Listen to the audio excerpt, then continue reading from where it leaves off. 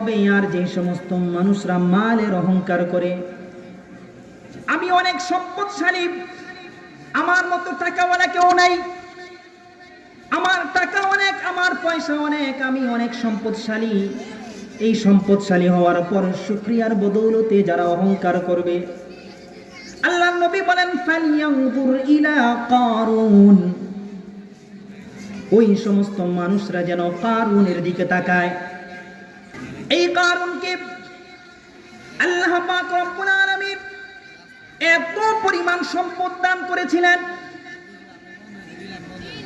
মা ইন্না মাফাতিহাহু লাতানু বিল উসবাতি উলিল কুওয়া ইয ক্বালা লাহু কওমুহু লা তাফরাহ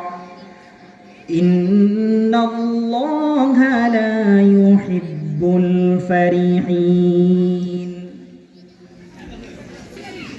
আল্লাহ পাক রব্বুল আলামিন কোরআনের মধ্যে বলতেছেন, মা ইন্না মাফাতিহাহু লাতানু বিল উসবাতি উলিল কুওয়া, আমি কারুনকে এত পরিমাণ সম্পদ দান করেছিলাম, এত বেশি পরিমাণ খনিজ সম্পদ দান করেছিলাম।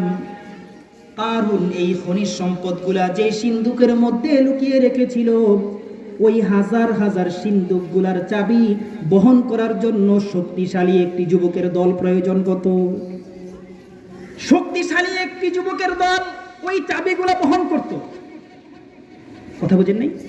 এত পরিমাণ চাবি, এক দুইজন মানুষে এই চাবিগুলা কি বহন করা সম্ভব না। শক্তিশালী একটি দল। কোরআনের তাফসীরের মধ্যে আছে এর সংখ্যা নিয়ে অনেক মতভেদ। কেউ কেউ বলেন এর সংখ্যা ছিল 40,000, আবার অনেকে বলেন 40 জন। আমরা 40 জনই ধরি, শক্তিশালী 40 জন যুবক তারা ঘাড়ে বহন করত এই চাবিগুলা। তাহলে চাবি কি পরিমাণ ছিল আর সম্পদই বা কত পরিমাণ ছিল। কারুনকে আল্লাহ পাক রব্বুল আলামিন যে পরিমাণ সম্পদ দান করেছিলেন, কিয়ামতের আগ পর্যন্ত আর কাউকে এত পরিমাণ সম্পদ দিবেন না। হযরতে মূসা আলাইহিস সালাম কারুনের এই সম্পদ দেখে কারুনকে বলেছিলেন, কারুন তুমি যাকাত প্রদান করো, আল্লাহর রাস্তায় যাকাত দাও। কারুন অহংকার করেছিল, সে বলেছিল এই সম্পদ আমি নিজে পরিশ্রম করে কামিয়েছি, আল্লাহ তো আমাকে দেয়নি, তাহলে কেন আমি আল্লাহর পথে ব্যয় করব। বুঝতে পারছেন? কারুন বলে এই সম্পদ আমি নিজে পরিশ্রম করে আদায় করেছি, আমি কামাই করেছি, আমার কষ্টার্জিত সম্পদ আমি কেন আল্লাহর রাস্তায় দিয়ে দিব। এই অহংকার করার কারণে আল্লাহ পাক রব্বুল আলামিন তার সম্পদ সুদ্ধা তাকে সহ মাটির নিচে ডাবিয়ে দিয়েছেন। কিয়ামত পর্যন্ত সে মাটির নিচে যাইতেই থাকবে। এখানে আরেকটা কথা আছে, যাকাত। আসতেছে সামনে রমাদান মাস, আমাদের এই দেশের মানুষেরা স্বাভাবিকত রমজান মাসেই যাকাত আদায় করে থাকে, ঠিক না? আপনি কোটি কোটি টাকার মালিক,